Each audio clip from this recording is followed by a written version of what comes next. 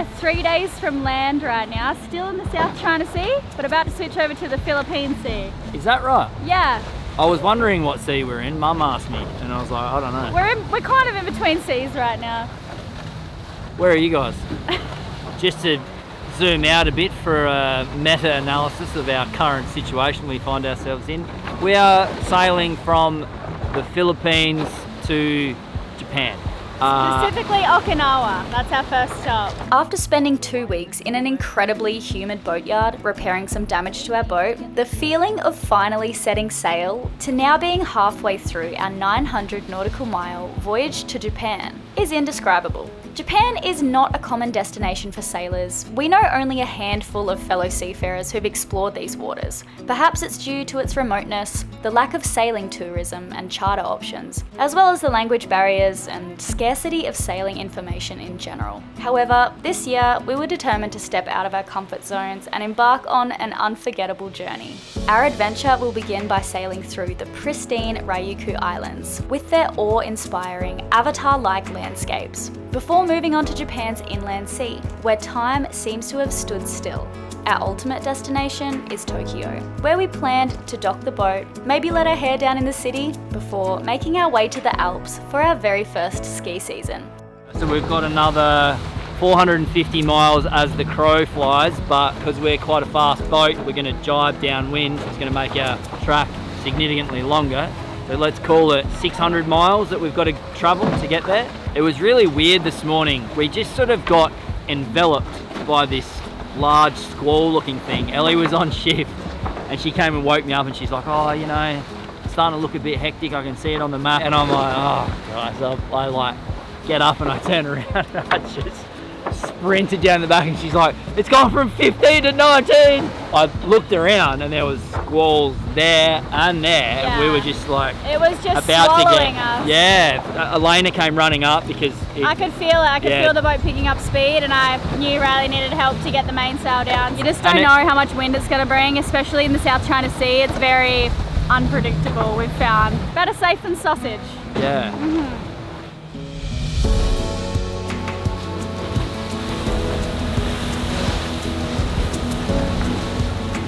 Riley and I feel incredibly fortunate to be sharing our voyage with 5 amazing friends. Allow me to introduce you to Ellie, Kai and Corinne. And for those of you new to our adventure, here are our 2 boys, Lenny and Darwin.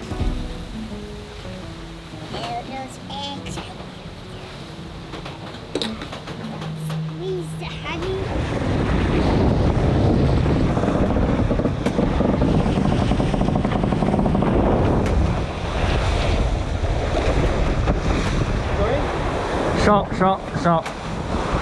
Stop, stop, stop. That's what's in the prop. We've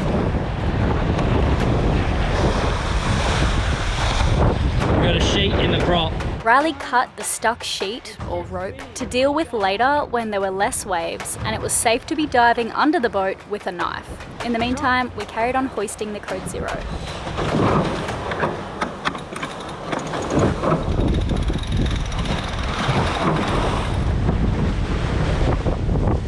There's some good news and some bad news. Bad news is we dropped a sheet in the water which wrapped around the propeller. That's not the first time that I've done this. The good news is we got the Code Zero up and we're absolutely flying. How you going, babe? So good. I really have to concentrate, but I'm having a lot of fun. How would you describe the Code Zero? We're overpowered at the moment.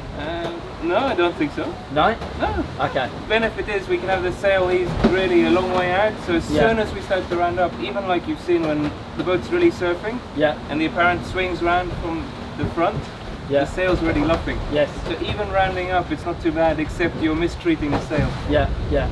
It's a different sail to the Jenica, which we've done a fair bit of downwind stuff with the Jenica now. We've got 18, 19 knots behind us and a 200 square metre head sail out there sucking us forward, so we're headed dead on course very fast. So this is our last big push to get us within range of the engine, but first of course I'll need to jump in the water and get the sheet off the prop.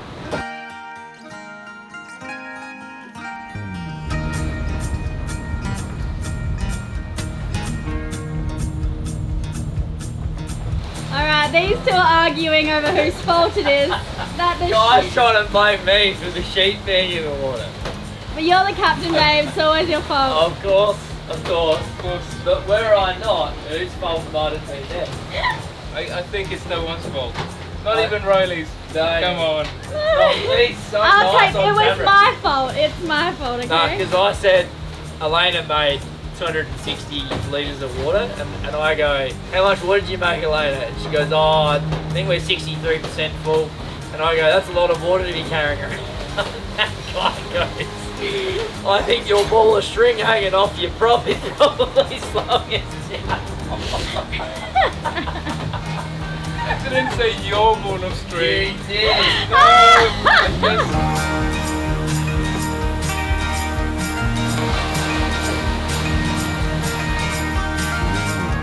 Okay, do you guys want to learn some fun facts about Okinawa?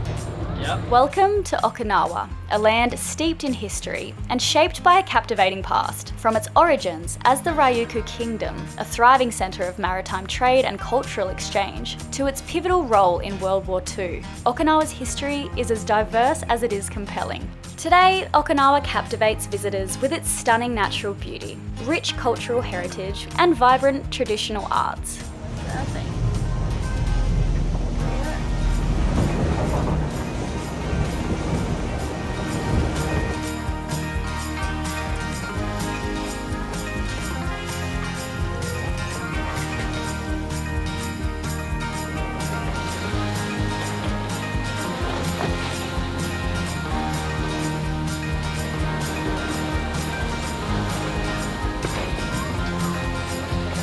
What happened, mate? Did you hear the loud noise? Yeah. What went in the water, stopped the propeller. The rope went in the water. And then I got the propeller, stopped the propeller, and power was going there, and then the engine is off. Yeah, pretty much. You know who did that? Who? Kai. No. She did it. Or was it you, Lenny? Me? Was it you? No. Did you drop the rope in the water? No.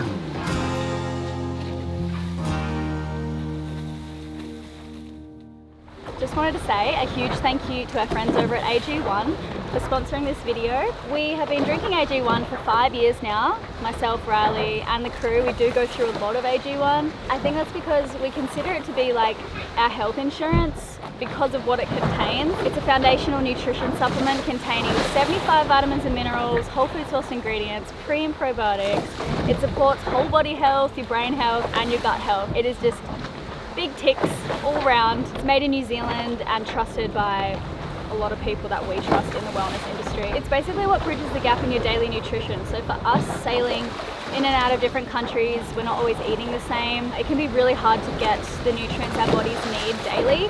So yeah, just by drinking AG1 every day, we know we're covered. And it doesn't taste green, if you get me. They've done a really good job with the flavour. It's got some fruity hints, maybe closest to like a pineapple or a green apple. So it also tastes nice, which makes it easy to get into the habit of drinking every day. Yeah, so it's just 1 scoop for every 8 ounces of water, and you shake it. I shake it with cold water, and sometimes I pour it over ice.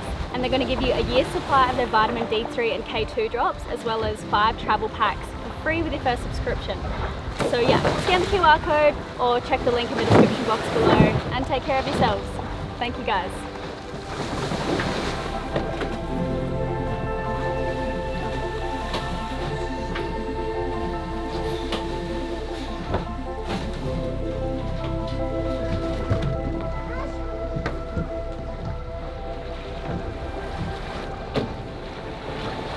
Show it to the kids, they'll love it. Look what I found. No, oh, okay. You're gonna grab it, do you? Where did you get this from? It jumped on the boat and it died. Put it back in the water, and then it can be alive. No. Does it smell, Darwin? Yeah, it smells good. It smells good? No, it smells bad. Ew. We're gonna need to wash your hands and change your clothes now, aren't we? This is flying fish? Yeah.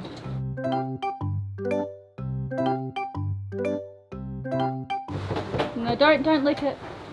I'm smelling it.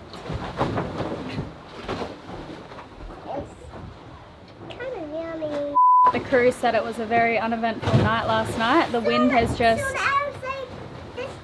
I said there's a lot of bugs at our home and there's a lot of fish in our boat.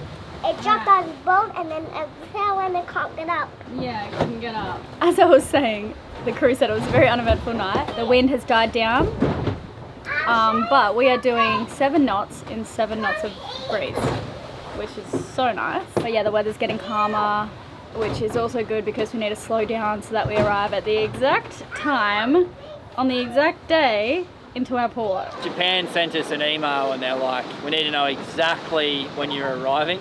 How was your night, babe? I didn't sleep very much, but I woke up and it's calm and I'm like, I just have to get to the gym today. Yeah, I've been really lazy on this trip. I've not done a single workout on this trip. And it's too late now, like we're nearly there, I may as well just wait. I know, I was contemplating doing one this morning with Riley. I think I'll just watch. Go on, do one, I dare you. Well, I've hurt my rib cage, babe. I can do butt stuff. I can do glutes. Do butt stuff and they're right. What did you do to the fish now? Oh, you dropped it? Oh no. What about that? Hang on, he's dropped it down the room. Baby, Ellie's sleeping down there. She doesn't want to smell the stinky fish. Put it back in the container. What? Can you help? No, I'm not touching it. Who can help? Alright, there we go. Come up the stairs. Come on. I picked it up with his tail. Kai got his just desserts. They're giving me shit about the halyard sheep? wrap. Yeah. That was our A nasty rope burn. Ow. It's actually, Dude. It's basically a rope burn. That's it, cool. I can't go swimming, the salt water will go in there. It actually really does hurt. Yeah, it does. I feel terrible. Do you need a painkiller? No, you're tough. I just got to jump in and go to work on this.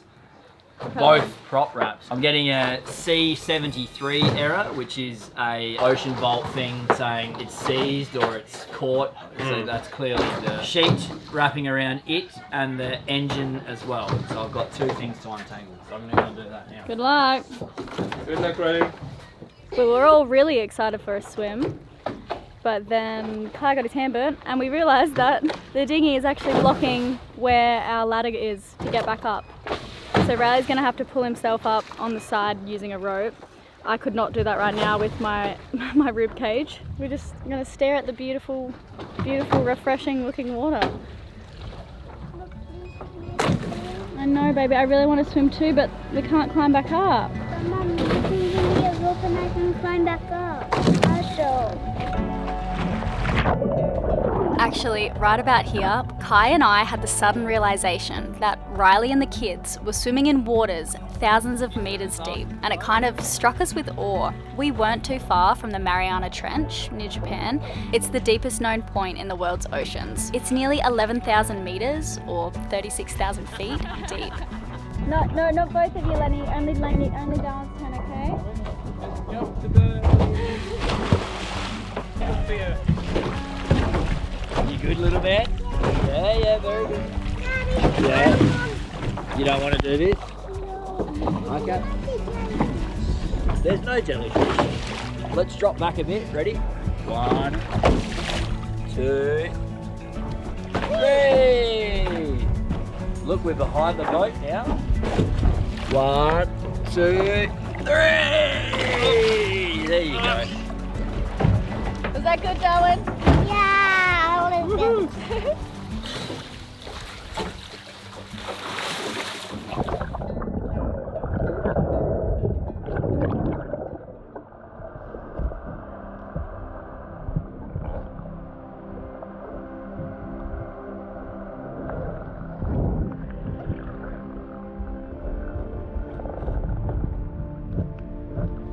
How's it going? I was making good progress early, but it's quite stuck now.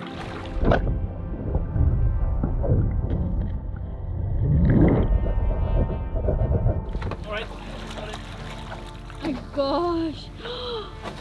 Look at it. That is so twisted. It's a Yanmar diesel knot. It looks like an umbilical cord. So this is the sheet, yeah. It was jammed right up in the f***ing seal. Yeah. Now how's Daddy gonna get up? Okay, I'll pull it.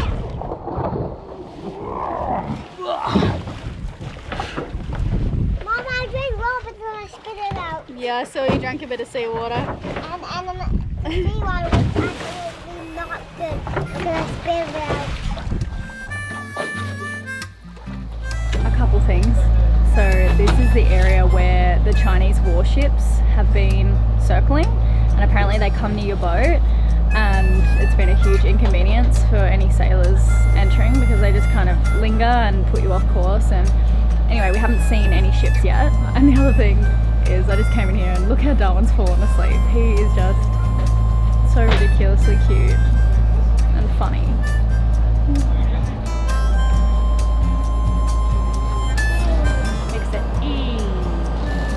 Yeah, so just one of them is F, and two of them E. Good. All right, and now blend it together. Good. Tell me again about all your achievements today. Well, I said to Elayna, I've been to the gym, I've had a swim, I've fixed a toilet and a prop today. Killing it. Pretty amazing. Yeah. With our propeller now clear and ideal sailing conditions blessing the remainder of our journey, we could finally take a breather. Having nearly traversed 900 nautical miles since our departure from the Philippines, we were just one more night's sail away from reaching our port in Okinawa.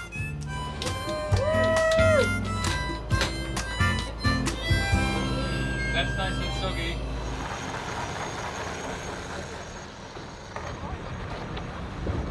We've got a tiny bit of wind, so we're just hoisting the sails again, and we'll sail as slowly as possible straight through the night and hang out by the port if we arrive too early.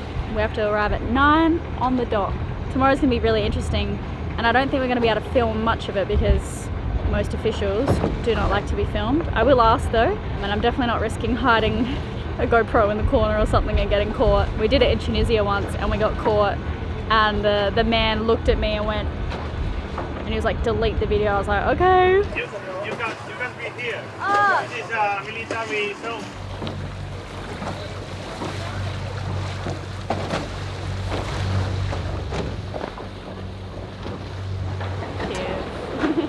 So what are we doing here?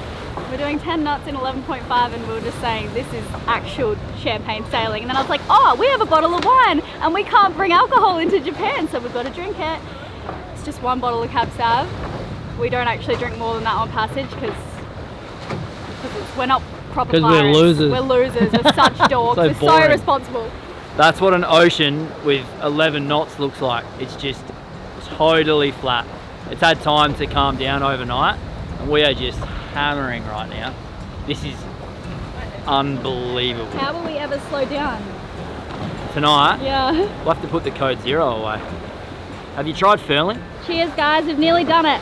Cheers. That's almost there. Yeah. Wow. Cheers, Ellie. We've nearly done it. They left.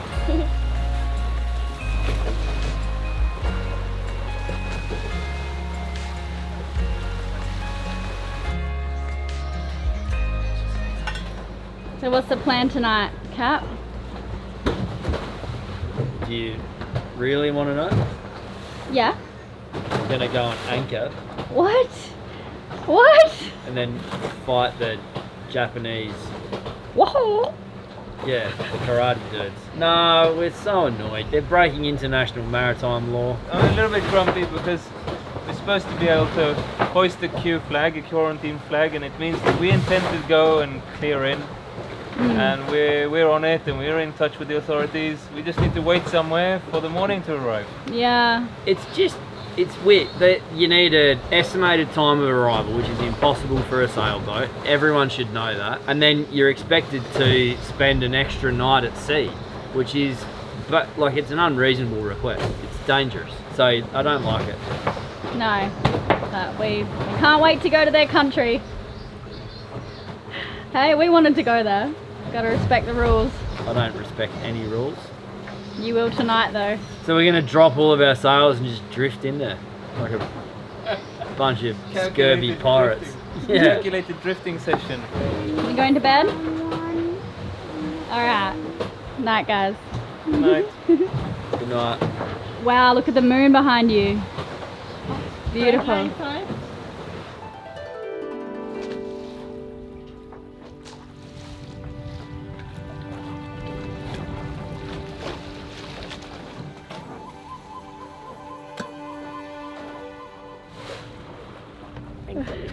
No worries. How was your morning? Very peaceful, beautiful sunrise. Just the first little peak of land, felt good.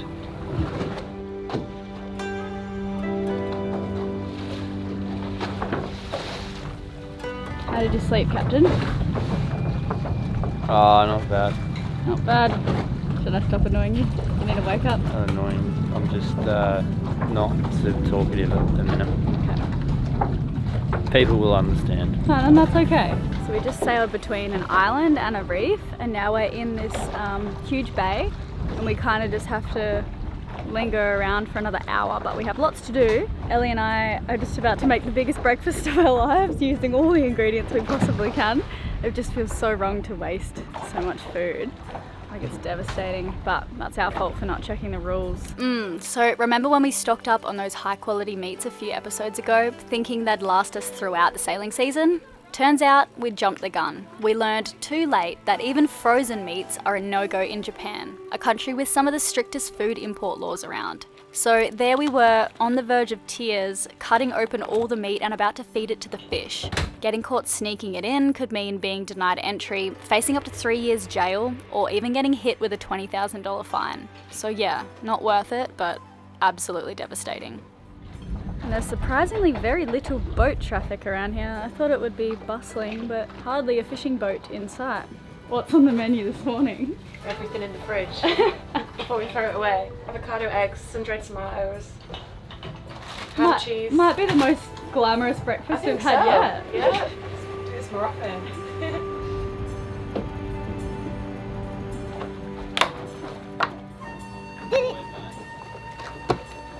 Now unwrap the line. That's it. Now because it's locked off, there's no pressure. You can just unwrap it. It's interesting how our preconceptions about an event can turn out to be so far from reality. Contrary to what we'd been cautioned, the customs officials in Japan greeted us with unmatched friendliness and respect. They were not only efficient, but also so lovely with our kids, and just made the whole experience unbelievably smooth. We'd braced for a long day and potential issues due to the missing raw copies of our boat paperwork that were lost during the recent boat weighing process. Yet there we were, and despite the language barrier, it was as if we'd known these guys for years.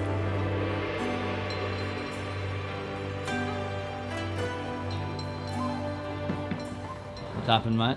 I accidentally connected to the 4G here in Japan, my mobile network, and got billed $50 in a split second.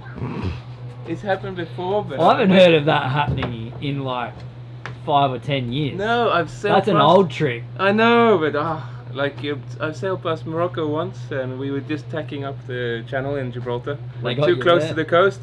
€100. It was 2 times. We tacked, see, and then we tacked back again, and it connected again. What have we got here, Ellie? We have Japanese, Okinawa local beer. That's good. It is good. It's not even 12 yet, but you deserve it. It's one of those days. We checked in. How good. Cheers. Yeah, cheers. Need to give these guys one. This was a gift from Lowell, who's at the marina, and he gave us a whole bunch of fruit after the customs stole our other fruit. I know you guys are busy, but do you want a beer? Yes, why not? We have to try the local beer, right? Yeah. From Okinawa to the world. As you might have guessed, the beer indulgence spilled over into the evening, and rightfully so, since we had plenty to celebrate. A fellow sailor and new friend, Lowell, showed us to one of his treasured seafood spots. Or we can go check that seafood one first if you want. We were keen to get into some sake. It's what the locals drink. And I mean, the Okinawans regularly live past 100 years old, so we couldn't afford not to. Kanpai! Kanpai! Welcome to Japan. Thanks, buddy. Ellie, have a drink? Tastes like vodka. You're like, it's fine. I like that. You like it? Yeah. Cutting it like a cake. Is that alright with everyone? Oh man, that's so nice. In a couple hours. The rest of the crew ventured off to a karaoke bar, but of course, Riley and I had the kids to look after, and we were pretty wiped out, to be honest. So we treated ourselves to a last-minute hotel booking, eager for a full, peaceful night's sleep in the bliss of air conditioning. What's happened? You can get sausages in this vending machine. You can't pay for our parking.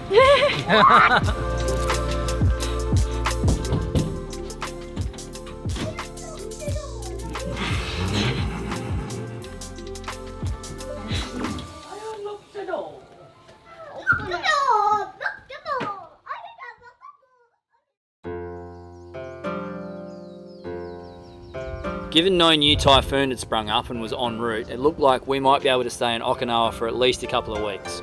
So we hired a pretty giant van to begin exploring, hopefully with the whole crew, but we would see as they were still sleeping in this morning after their big night out. Stepping into the city of Okinawa felt like entering a realm where the tradition and modernity coexist in harmony. Today, with the kids in tow, we chose to visit a castle. Now for my History Channel snippet, please let me know how I go in the comments. These aren't just any castles. They're from the 14th century, standing as majestic symbols of the Ryukyu kingdom that once thrived here. Okinawa was once an independent kingdom with its own distinct language, customs, and royal traditions before becoming part of Japan. Dotted with historical sites, Okinawa's legacy is interwoven with tales of fierce battles, including pivotal conflicts in World War II that dramatically shaped its landscape and future. Despite these wild events, Okinawa's spirit remains resilient, its people warm and inviting, echoing the prosperity and peace of its storied past. Alright, what's happening? We just got back to the boat. It's 12:30. Ellie just woke up and these two are still asleep. They got home at 5.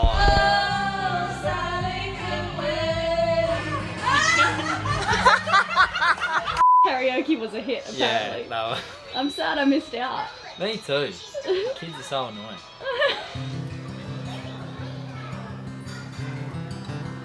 How's your food, Lenny?